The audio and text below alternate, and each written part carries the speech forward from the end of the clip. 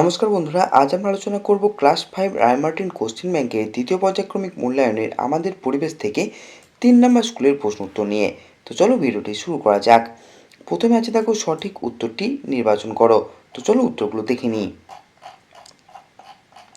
প্রথম প্রশ্ন আছে দেখো মালভূমি অঞ্চলের মাটির রং উত্তর হবে লাল। নেক্সট প্রশ্ন, ডিভিসির অবস্থান যে নদীর উপর তা হলো উত্তর হবে দামোদর। একে থেকে তিনের প্রশ্ন, সবুজ বিপ্লব যার সঙ্গে যুক্ত তা হলো কৃষি। একে থেকে চারের প্রশ্ন, মাস্টারদা নামে পরিচিত ছিলেন সূর্য সেন। একে থেকে পাঁচের প্রশ্ন, শিশু দিবস হলো 14ই নভেম্বর। একে থেকে ছয়ের উত্তর হবে শ্বাসমূল দেখা যায় সুন্দরী গাছে।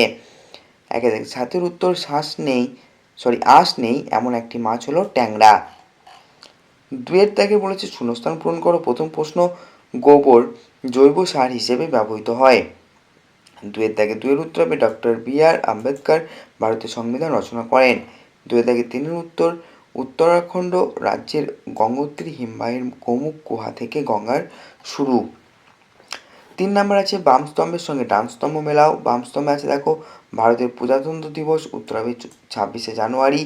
12 জানুয়ারি থেকে হবে যুব দিবস। 23শে জানুয়ারি থেকে হবে নেতাজির জন্মদিন। শিক্ষক দিবস হবে সর্বপল্লী রাধাকৃষ্ণনের জন্মদিন। 4 নম্বর প্রশ্ন আছে নিচের প্রশ্নগুলির অতি সংক্ষিপ্ত উত্তর দাও।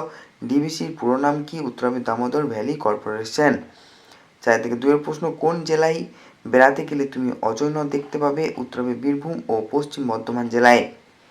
4 থেকে 3 প্রশ্ন, চৈতন্যদেবের জন্মস্থান কোন শহরে অবস্থিত? উত্তর হবে নবদ্বীপ শহরে। নেক্সট প্রশ্ন, মালদায় রেশম কীট পালনের জন্য কোন গাছ লাগানো হয়? উত্তর হবে তুঁত গাছ। নেক্সট প্রশ্ন, কে পাঞ্জাভোজের পরিকল্পনা করেছিলেন? উত্তর হবে স্বামী বিবেকানন্দ। নেক্সট প্রশ্ন, একশৃঙ্গ গন্ডার কোথায় দেখা যায়? উত্তর হবে জলদাপাড়া ও কাজিরাঙ্গা অভয়ারণ্যে। এরপরে প্রশ্ন, নিচের প্রশ্নগুলির সংক্ষেপ উত্তর দাও। প্রথম প্রশ্ন, বহরমপুর কেন বিখ্যাত? উত্তর হবে মুর্শিদাবাদ জেলার সদর শহর বহরমপুর রেশম শিল্প এবং কাঁসা পিতলের বাসনের জন্য বিখ্যাত। নেক্সট প্রশ্ন, তিতুমিরের আসল নাম কি? তিনি কাদের বিরুদ্ধে লড়াই করেছিলেন? উত্তর হবে তিতুমিরের আসল নাম মীর নিসার আলী। তিনি ব্রিটিশ শাসন ও অত্যাচারী জমিদারদের বিরুদ্ধে লড়াই করেছিলেন। 5 থেকে 3 প্রশ্ন, লুপ্তপ্রায় মাছ কাকে বলে? উদাহরণ দাও।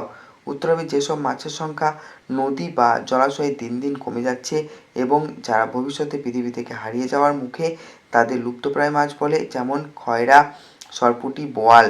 নেক্সট প্রশ্ন, ম্যানগ্রোভ উদ্ভিদের দুটি বৈশিষ্ট্য লেখো। উত্তর হবে লবণাক্ত মাটিতে টিকে থাকার জন্য এদের শ্বাসমূল থাকে। 2, গাছকে নরম মাটিতে শক্ত করে ধরে রাখার জন্য এদের ঠ্যাসমূল থাকে। নেক্সট প্রশ্ন, রাঢ় অঞ্চলের কয়েকটি নদ নদীর নাম লেখো। উত্তর হবে এই অঞ্চলের মাটির ধরন কেমন? উত্তর হবে রাঢ় অঞ্চলের নদীগুলি হলো অজয়, দামোদর, ময়ূরাক্ষী ও শিলাবতী। এই অঞ্চলের মাটি প্রধানত দোআঁশ ও লালচে রঙের মেটে মাটি। 5 থেকে 6 প্রশ্ন, সবুজ বিপ্লব বলতে কি বোঝো? উত্তর হবে 60-এর দশকে উন্নত বীজ, রাসায়নিক সার, কীটনাশক এবং আধুনিক সেচ ব্যবস্থার ব্যবহারের ফলে কৃষিতে বিশেষ করে ধান ও গমের উৎপাদনে যে ব্যাপক বৃদ্ধি ঘটেছিল তাকেই সবুজ বিপ্লব বলা হয়।